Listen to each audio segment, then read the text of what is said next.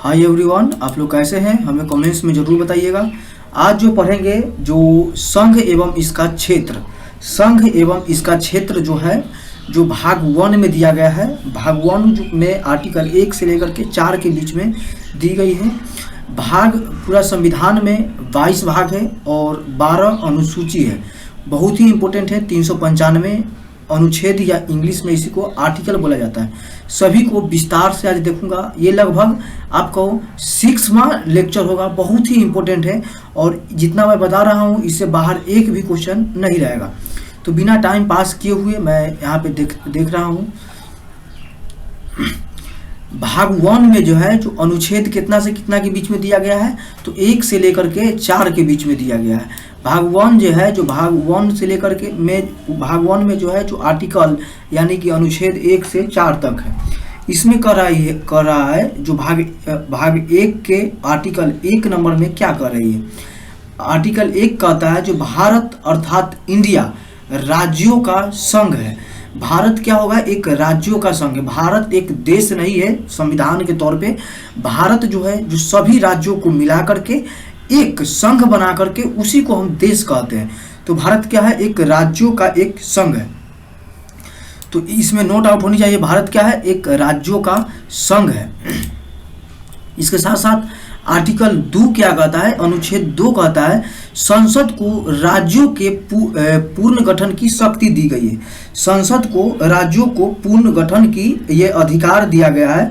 वह नए राज्य की स्थापना या परिवेश कर सकेगा। अगर संसद चाहे तो नए राज्य को स्थापना भी कर सकता है और परिवेश मतलब मिला भी सकता है। इसके लिए राष्ट्रपति के पूर्ण अनुमति की आवश्यकता पड़ती है। अगर राष्ट्रपति अगर उससे अनुमति दे सकता है तो किसी भी राज्य को अपने अंडर में वो मिला सकती है। इसमें दो राय नहीं है। अगर वो चाहे तो किसी भी को मिला सकता है। किसी भी राज्य को अगर सीमा को परिवर्तन करता है तो कर सकता है। उसको लाना हो मिलाना हो तो मिला सकती है। तो आर्टिकल 2 को आपको समझ में आई होगी। आर्टिकल 3 क्या कहता है? राज्यों का पुनर्गठन गठन के संबंध में प्रक्रिया का उल्लेख आर्टिकल 3 में दिया गया है।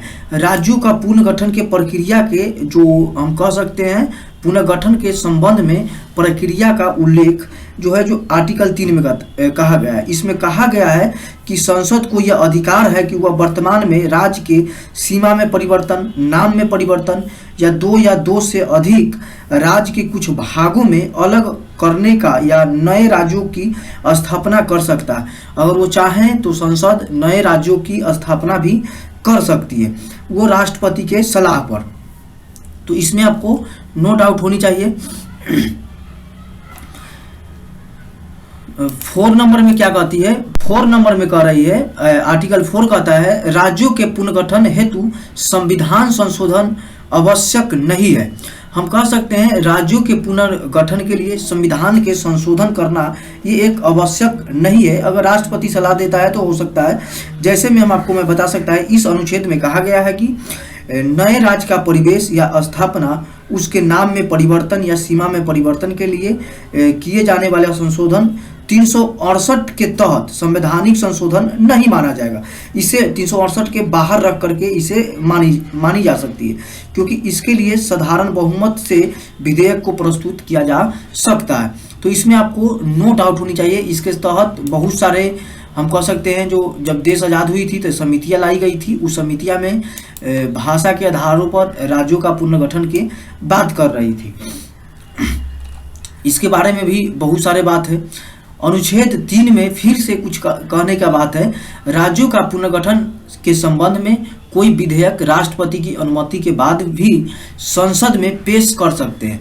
इसके साथ साथ अगर राष्ट्रपति द्वारा अनुमति देने से पहले राज्य विधानमंडल का मत हो सकता है या मत दे सकता है। इसमें और कुछ बात की गई है। इसमें कही गई है जो राज्य विधानमंडल के मत हेतु समय सीमा का निर्धारण राष्ट्रपति के अनुमति पर या राष्ट्रपति के द्वारा भी किया जा सकती है। इसके साथ साथ राष्ट्रपति राज्य विधानमंडल के विचारों अथवा सिफारिशों को मानने के लिए बाध्य नहीं है। अगर चाहे तो वो मान सकते हैं। इसमें कोई बाध्य नहीं है उनको तहत। तो अनुच्छेद 3 आई हुई समझ में। इसमें कुछ राज्यों का गठन के संबंधित में बात की गई थी। इसमें कही गई है असम, बिहार, बम्बई, मध्य प्रदेश। भाग क में राज्यों की गठन की बात की गई है। ये क्षेत्रीय भारत में भारतीय क्षेत्र का 1950 का ये बात है। इसमें था जो असम है, असम के साथ साथ बिहार है, बिहार मुंबई है, मध्य प्रदेश है, इसके बाद में मद्रास प्रेसिडेंसी मद्रास है, उड़ीसा है, पंजाब है, संयुक्त प्रांत है और पश्चिम बंगाल है। इसके भाग ख में राज्यों का गठन की बात है तो हैदराबाद है, जम्मू एंड कश्मीर है, उसके बाद में मध्य भारत है, मैसूर है, उसमें पटियाला या पूर्वी पंजाब हम कह सकते हैं, और राजस्थान है, उसके बाद में सौराष्ट्र है, त्रावणकोर कोची को कहा जाता है, जो केरल या कोची हम कह सकते हैं उसी को। विंध्य प्रदेश आती है। इसमें भारत के ग में राज्यों का अगर बात हम कर सकते हैं तो अजमेर है, अजमेर के साथ साथ भोपाल है, भोपाल में बिलासपुर है, कूच बिहार है, कुर्ग है, दिल्ली है, हिमाचल प्रदेश है, कच्छ है, मणिपुर है, उसके बाद में त्रिपुरा है। अब भाग घ में जिसे अंडमान निकोबार द्वीप समूह के तौर पे दी गई है। इसमें कह रही है राज्यों के पुनर्गठन से संबंधित आयोग, राज्यों से पुनर्गठन से संबंधित आयोग की चर्चा इसमें की गई है। राज्यों के पुनर्गठन से संबंधित आयोग की जो बात की गई थी, जिसमें कि 4 समितियां आई थी, जिसमें डार कमीशन 1947 में देश आज़ाद हुआ था, 48 में लाई गई थी, 1948 में डार कमीशन आई थी। इसके तहत माना गया था जो भाषा के आधार पर राज्यों का गठन नहीं किया जाएगा। इसके साथ साथ धर आयोग आया। धर आयोग 1947 में देश आज़ाद हुआ, 1948 में लाई गई थी। इनके भी मानना था जो भाषा के आधार पे देश की या राज्यों का गठन नहीं होगी। उसके बाद जेवीपी समिति आई, जवाहरलाल नेहरू, वल्लभ भाई पटेल और पट्टाभी सीतारमैया, ये तीनों को मिलकर के एक समिति लाई गई थी 1948 में। इनको भी मानना था जो भाषा के आधार पर राज्यों का गठन नहीं होगा। इसी के तहत इस समिति ने भाषाई आधार पर राज्यों का पुनर्गठन की बात को अस्वीकार कर दिया, जिसके कारण मद्रास के तेलुगु भाषाई के लोग ने, जिसमें पोट्टी रामुल्लू के नेतृत्व में तेलुगु भाषाओं के ने आंदोलन छेड़ दिया। इसी आंदोलन के दौरान ही इसकी मृत्यु हो गया। कहा जाता है 56 दिनों के भूख हड़ताल पे थे और इनका मृत्यु हो गया। अंततः 1 अक्टूबर 1953 ईस्वी में तेलुगु भाषा के हम कह सकते हैं जो पृथक राज्य या अलग राज्य के तौर पे आंध्र प्रदेश बना दिया गया। इस तरह से भाषाई आधार पर गठित भारत का पहला राज्य आंध्र प्रदेश को बना दिया गया था। साथ ही 1953 ईस्वी में फजल अली आयोग के अध्यक्षता में एक धर आयोग या एक राज्य पुनर्गठन की बात की कर रही थी, जो 1953 में फजल अली आयोग की अध्यक्षता में एक राज्य पुनर्गठन की आयोग बनाया गया, जिसके अन्य सदस्य जिसमें से हृदयनाथ कुंजरू एवं के.एम. पन्नीकर थे। तो इन्होंने कहा जो इसको स्वीकार किया जाए। तो इस समिति ने अपनी रिपोर्ट 1955 ईस्वी में सरकार को सौंपी, जिसमें भाषाई आधार पर राज्यों का पुनर्गठन की बात को स्वीकार कर लिया गया था। तो इस समिति के रिपोर्ट के आधार पर हमारे संविधान में उस समय में 7वें संवैधानिक संशोधन 1956 में हुआ था, जिसके तहत राज्यों के भाषाई आधार पर गठन की बात की गई थी। कानूनी दर्जा के दे दिया था ये भाषाई आधार पर। इसके साथ साथ 1956 ईस्वी में 14 राज्य एवं 6 केंद्र शासित प्रदेश को गठन किया गया था और वर्तमान समय में 29 राज्य एवं 7 केंद्र शासित प्रदेश के तौर पे है। भाषाई आधार पर गठित देश का दूसरा राज्य गुजरात को मनाया गया था, मान्यता दिया गया था। उसके बाद में महाराष्ट्र से अलग करके 1960 ईस्वी में 15वें संविधान संशोधन के तौर पे या दर्जा 15वें राज्य के तौर पे ये दर्जा दिया गया था। अगर नोट में कुछ और लिखना चाहते हैं तो एक बात और मैं आपको बता देता हूँ, जिसमें कि स्वतंत्रता प्राप्ति के पश्चात ही कई ऐसे भारतीय क्षेत्र थे जिस पर पुर्तगाल सरकार एवं फ्रांसीसी सरकार ने क्या नियंत्रण था। फ्रांस सरकार ने 1 नवंबर 1954 ईस्वी में भारत में स्थित सभी क्षेत्र जैसे में पांडुचेरी, उसके बाद में चंद्रनगर के बाद में कराईकाल में ऐसा इत्यादि क्षेत्रों में, इतना ही समझिएगा, इतना इत्यादि क्षेत्रों में भारत सरकार को सौंप दिया था। ठीक इसी तरह से 1961 में पुर्तगाली सरकार ने भी गोवा एवं दमन द्वीप को भारत सरकार ने अपने नियंत्रण में ले लिया था, 1961 ईस्वी में लिया था। इसके तहत 36वें संविधान संशोधन 1975 ईस्वी में के द्वारा सिक्किम को 22वें राज्य के रूप में दर्जा दे दिया गया, और इसके साथ साथ 56वें संविधान संशोधन 1987 के तहत गोवा को पूर्ण राज्य के दर्जा मिला। इसके साथ साथ 2-3 बातें अगर और याद रखिएगा तो और ही इम्पोर्टेंट है। वर्ष 2000 में 3 राज्यों का गठन किया गया था, जिसमें से 1 नवंबर 2000 ईस्वी को मध्य प्रदेश से अलग करके छत्तीसगढ़ को बना दिया गया। 1 नवंबर 2000 ईस्वी को मध्य प्रदेश से अलग करके छत्तीसगढ़ राज्य की दर्जा दिया गया। इसके साथ साथ 9 नवंबर 2000 ईस्वी को उत्तर प्रदेश से अलग करके उत्तराखंड को बनाया गया, और 15 नवंबर हमारा बिहार को अलग करके 15 नवंबर 2000 ईस्वी को हमारा बिहार को अलग करके बिहार से किसका बनाया गया था, तो झारखंड को बना दिया गया था। इसी तरीका से 2 बात और है जो बहुत ही इम्पोर्टेंट है। 2 जून 2014 ईस्वी को आंध्र प्रदेश से अलग करके नया राज्य तेलंगाना बनाया गया, और 5 अगस्त और इसके साथ साथ 5 अगस्त 2019 को संसद में प्रस्ताव पारित करके जम्मू एवं कश्मीर या जम्मू कश्मीर राज्य का विधानसभा में सहित केंद्र शासित प्रदेश बना दिया गया, और जम्मू एंड कश्मीर से लद्दाख को अलग करके केंद्र शासित प्रदेश का दर्जा दे दिया गया। इतना आप याद रखिएगा, इससे बाहर एक भी क्वेश्चन नहीं आएगा। मैं लिख के दे देता हूं, इससे बाहर एक भी क्वेश्चन नहीं आएगा। फजल अली आयोग के बारे में अभी जस्ट बता रहे थे, 1953 में लाया गया था। इसका रिपोर्ट 55 में आया। 55 में आने के बाद में 56 में इसे स्वीकार कर लिया गया था, और सभी लिखा हुआ है, इसमें अब कोई बात नहीं है।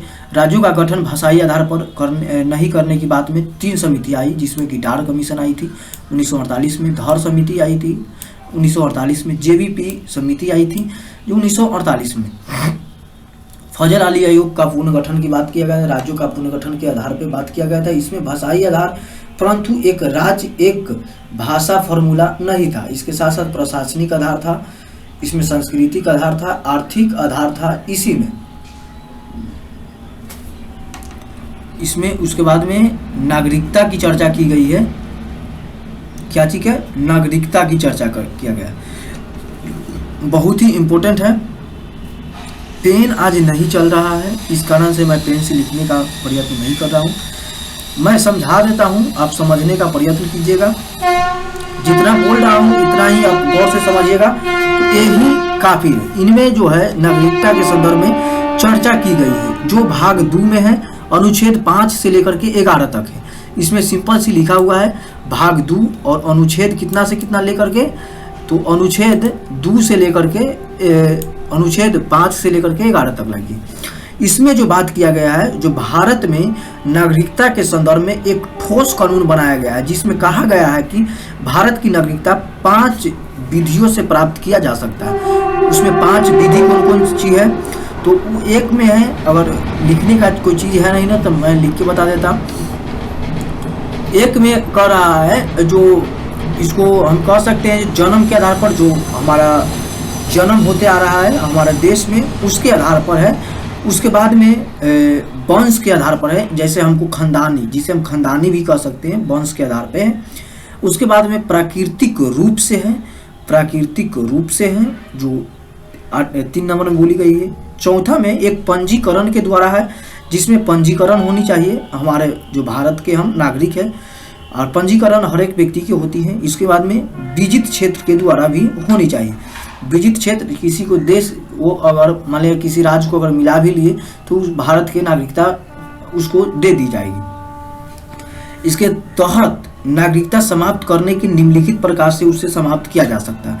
स्वैच्छिक त्याग पत्र के द्वारा, वो अपना खुद ही कर सकते हैं। एक बर्खास्त गिरी के द्वारा।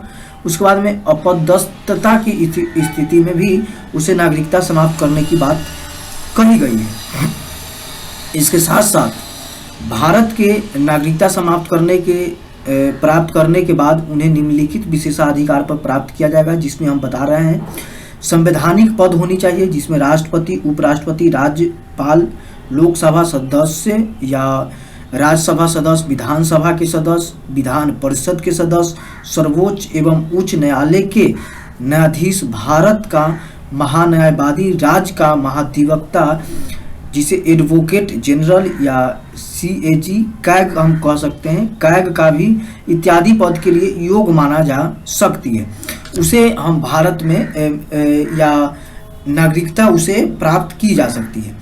और इसके साथ साथ में हम कह सकते हैं आर्टिकल 3 या अनुच्छेद 3 कह रही है राज्यों के पुनर्गठन के संबंध में प्रक्रिया का उल्लेख भी दी गई है। तो इसके तहत दिए जाने वाला कुछ मूल अधिकार केवल भारत के नागरिक के लिए रखा जाएगा, जिसमें से 15, 16, 19, 29 है। 15, 16, 19, 29 है। 29 एवं 30 के तहत दिए जाने वाला मूल अधिकार को केवल भारत के नागरिक के लिए ही, शेष मूल अधिकार भारत के नागरिक के साथ विदेशी नागरिकों को भी दी जाती है। तो इसमें इतना ही याद रखिएगा, इससे ज़्यादा कोई क्वेश्चन नहीं है। एकल नागरिकता की प्रावधान की गई है, भारत में एक ही नागरिकता होगी, डबल नागरिकता की बात नहीं की है, बहुत बढ़िया है। संघ सूची के अंतर्गत आती है, इसमें नागरिकता से संबंधित कानून बनाने का शक्ति संसद को होगा। अनुच्छेद 3 जो है, जो अनुच्छेद 3 राज्यों का पुनर्गठन के संबंध में प्रक्रिया का उल्लेख की गई है। मूलतः यह प्रावधान उस समय के लिए किए गए थे जब देश का विभाजन हुआ था और भारत का संविधान लागू हुआ था। इसके तहत पाकिस्तान से भारत तथा भारत से पाकिस्तान प्रव्रजन, मतलब हम कह सकते हैं जो चले गए आ गए करने वाले व्यक्तियों के नागरिकता के अधिकार दी गई है। इसके साथ साथ अनुच्छेद भाग 2 के अनुच्छेद 5 से लेकर के 11 में कही गई है, इसमें जन्म से होगा, जो जन्म लिए हैं, जो अभी जस्ट बताए थे, जन्म के आधार पर। इसके बाद में वंश के आधार पर या पंजीकरण के आधार पर, देशीकरण के आधार पर या क्षेत्र का समावेश के आधार पे हम कह सकते हैं। नागरिकता क्या है? नागरिकता क्या है? नागरिकता एक निषेध का एक विचार है। नागरिकता क्या है? तो यह एक निषेध का एक विचार है, इसमें गैर नागरिकता सम्मिलित नहीं है। नागरिकता में गैर नागरिकता सम्मिलित नहीं है। गैर नागरिकता के मतलब हम कह सकते हैं जो विदेशी आए हैं यहाँ पे, हम कह सकते हैं टूरिज्म के तौर पे या घूमने के तौर पे आए थे, तो उससे मैं नागरिकता नहीं दे सकता हूँ, ताकि नागरिकता में राष्ट्रवाद की भावना विकसित की जा सके। उसमें राष्ट्र की मतलब देश के लिए, उसमें देश के लिए जुनून होनी चाहिए। हमारा देश के लिए कुछ भी, देश के आगे हमारा कुछ भी नहीं है, ताकि राज्य द्वारा अपने नागरिकों को कल्याण एवं सर्वोपरि माना जा सके। तो ये सब इम्पोर्टेंट है जो आपको मैं बता दिए हैं। नागरिकता प्रदान करने की 2 सिद्धांत है। एक है जस सोली। क्या है जस सोली? इसमें कही गई है जो जन्म स्थान के आधार पर नागरिकता दी जाएगी, जिसे मोतीलाल नेहरू ने 1928 के ही पक्ष में रखा था। इसके साथ साथ नस्ल या विचार, लोकचार के विरुद्ध होनी चाहिए। इसकी बात लोकचार में होनी चाहिए। इसके साथ साथ रक्त संबंधों के आधार पर नागरिकता दी जानी चाहिए। और दूसरा नंबर में दी गई है जो जस सैंगुइनिस। भारत में नागरिकता त्यागने की विधियाँ, बहुत सारे विधियाँ हैं, जिसमें कि अभी जस्ट में बताए थे स्वैच्छिक त्याग। इसमें भारत के नागरिकता का त्याग होनी चाहिए। उस व्यक्ति का प्रत्येक नाबालिग बच्चा भी अपने भारतीय नागरिक खो देता है। और मान लिया जाए जो एक भी व्यक्ति अगर किसी ने अगर भारत की अपना स्वैच्छिक से भारत की नागरिकता को अगर खो दे, तो उसका वंश जो होगा, बाल बच्चा भी होगा, वो भी अपना नागरिकता खो देगा। उसके साथ साथ बर्खास्तगिरी द्वारा भी होती है, जिसमें से एक व्यक्ति एक समय में केवल एक ही देश का नागरिकता या प्रावधान तब लागू नहीं होता है जब तक वह युद्ध का सामना कर रहा हो। उस समय में आपको बर्खास्त द्वारा भी की जा सकती है। सरकार द्वारा वंचित भी की जा सकती है। संविधान का अपमान, नागरिकता फर्जी तरीके से प्राप्त, 7 वर्षों से लगातार भारत में से बाहर है, युद्ध के दौरान दुश्मन के साथ अवैध रूप से व्यापार या संचार या बात विचार करना भी, उससे भी सरकार द्वारा वंचित की जा सकती है। इसी को अपदस्थता की स्थिति भी कह सकते हैं। नागरिकता संशोधन अधिनियम 2019 के क्या कहता है? नागरिकता अधिनियम 1955 में संशोधन किया गया था। 31 दिसंबर 2014 को या उससे पहले अफगानिस्तान, बांग्लादेश और पाकिस्तान से भारत आए हिंदुओं, सिखों, बौद्ध, जैनियों, पारसियों एवं ईसाइयों को अवैध प्रवासी नहीं माना जाएगा, अवैध रूप से उसे नहीं मानी जाएगी। Overseas citizenship of India OCI गृह मंत्रालय द्वारा वर्ष 2005 में ये शुरू की गई थी। इसमें भारत मूल का एक ऐसा व्यक्ति जो 26 जनवरी 1950 के बाद भारत का नागरिकता बनाने के योग किंतु 26 जनवरी 1950 के बाद से विदेश की नागरिकता ली हो। इसके साथ साथ एक बात और कही गई है, विदेशी की परिभाषा में पाकिस्तान तथा बांग्लादेश नहीं आती है। OCI के लाभ क्या होती है? पासपोर्ट की सरलता होती है। OCI के पासपोर्ट की सरलता होती है। भारत में बैंक खाता खोलना हो, गैर कृषि संपत्ति की खरीदना हो, ड्राइविंग लाइसेंस की जरूरी हो, किंतु मतदान एवं सरकारी नौकरी का अधिकार नहीं दी गई है। इसमें कृषि योग्य भूमि खरीदने का अधिकार नहीं है। Person of India origins PIO इसमें क्या कही गई है? भारतीय मूल का व्यक्ति एक ऐसा व्यक्ति जो जन्म से या वंश से भी भारतीय परंतु विदेशी रहता हो।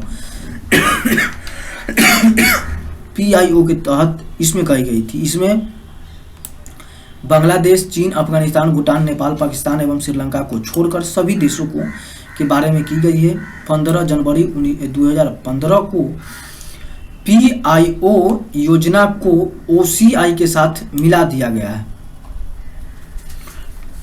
नॉन रेजिडेंट इंडिया इसमें ऐसा भारतीय पासपोर्ट धारक जो किसी भी वित्तीय वर्ष में कम से कम 183 दिन के लिए किसी अन्य देश में रहता है तथा शेष दिनों में भारत रहता हो। इसी में NRI की बात की गई थी। सिंपल सी बात है, NRI की बात किया गया था को वोट देने का भी अधिकार दी गई थी। केवल भारत में अर्जित आय पर कर दे सकता है। जो भारत में वहाँ से अगर मान लिया जाए विदेश में रहता है उसी को NRI कहा जाता है। अगर विदेश में कोई व्यक्ति कमा के आ रहा है, अगर भारत में पैसा ला रहा है तो उसमें टैक्स नहीं दिया जाएगा। अगर वो देश से ही कमाता है तो उसमें टैक्स दिया जाएगा। इसके बाद में मूल अधिकार की चर्चा की गई है जिसमें कि भाग 3 है। इसमें अनुच्छेद 12 से 35 के बीच में चर्चा है। आपको ये क्लास, ये मेरा प्रयास कैसा लगा हमें ज़रूर कमेंट्स कीजिएगा। आज इतना ही पे छोड़ता हूँ, आज के लिए इतना ही है। तब तक के लिए जय हिंद।